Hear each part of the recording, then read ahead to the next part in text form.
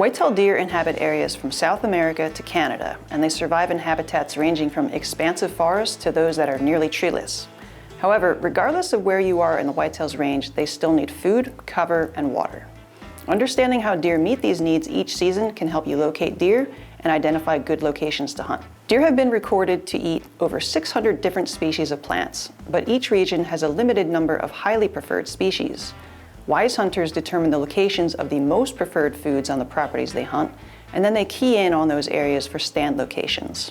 Locating specific food sources can really increase your odds of seeing deer while you're hunting. First, try to locate some items that deer are clearly eating. You can do this by finding evidence of browse, such as missing leaves on a small tree or bush, clipped leaves and stems on an agricultural crop, or by finding recent deer scat in an area. Once you find this evidence, you know deer have been feeding in that area, so look for other areas on the land you're hunting with similar food sources. Deer browse on the leaves of numerous species of trees, shrubs, and vines. And fortunately, many of these plants also produce fruits that deer eat. These fruits are broadly separated into hard and soft mast. Soft mast is fruit with soft fleshy bodies and includes raspberries, crab apples, persimmons, plums, and others. Hard mast is fruit with hard bodies and includes things like acorns and beech nuts. Many hunters recognize that deer like acorns and apples, but far fewer realize the sheer abundance of soft mast produced by less obvious species like dogwoods, Virginia creeper, poison ivy, and others. A quick look through a tree and shrub field manual can instantly identify the fruiting species in your area, help you select a better stand site, and increase your odds of filling your freezer with venison. Keep in mind that deer prefer different types of foods at different times of the year, and you will need to adjust your strategy to fit their preferences. Early season, they may be feeding on corn or soybeans, then switch to acorns or persimmons. Late season, they may prefer honey locust pods, standing crop fields, or woody browse found in areas like clear cuts. The more time you can spend observing deer in your area, the more you'll begin to understand where to find them at different times of the year. Food sources can be great places to hunt, and other preferred areas include travel corridors, trails, and funnels.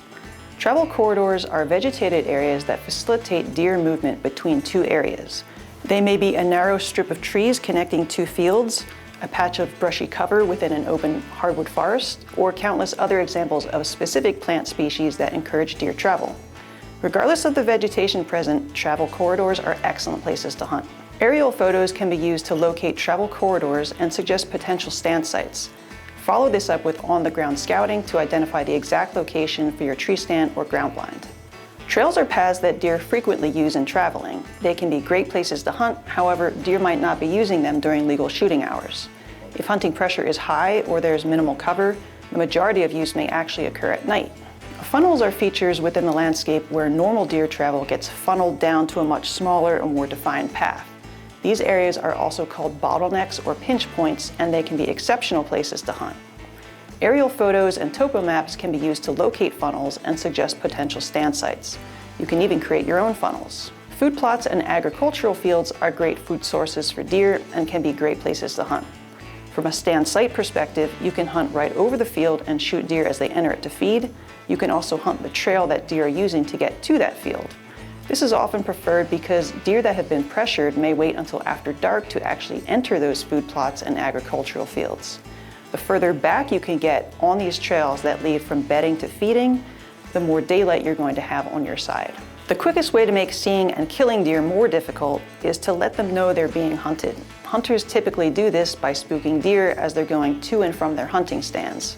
So try to be invisible and scentless with your entry. This alone can help you see more deer when you're hunting. Wind and scent control are extremely important to your efforts to avoid spooking deer. A deer's ability to smell is much greater than ours, and they view their world through their noses. To combat this, we need to always consider wind direction when selecting a stand site. If the wind is blowing from north to south, which is a north wind, you should select a stand site that is south of where you expect the deer to come from. Scent control involves actively working to reduce the amount of scent that you provide to deer while you're hunting. Make no mistake, you cannot eliminate your scent. However, you can help minimize it and a deer's ability to smell you.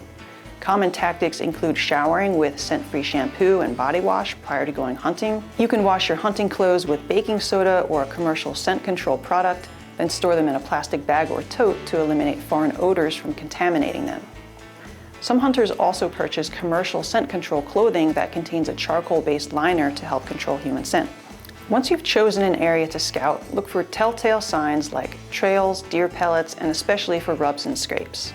Rubs are areas on trees where bucks have removed the bark by rubbing their antlers. Scrapes are areas of exposed dirt under an overhanging branch that deer use to communicate with other individuals.